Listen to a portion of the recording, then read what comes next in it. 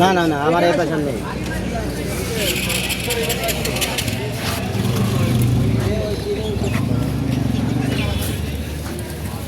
আরে সমস্যা নেই, যেখানে যেখানে রাখেন আজকে গাড়ি লোক নেই, কি করবেন?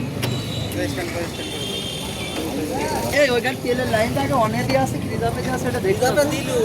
হ্যাঁ রিজার্ভে দিয়ে আসছে এখন, তাহলে তো তেল আসছে তো আছে। দেখি কাকি মুখে খেলেন দিন।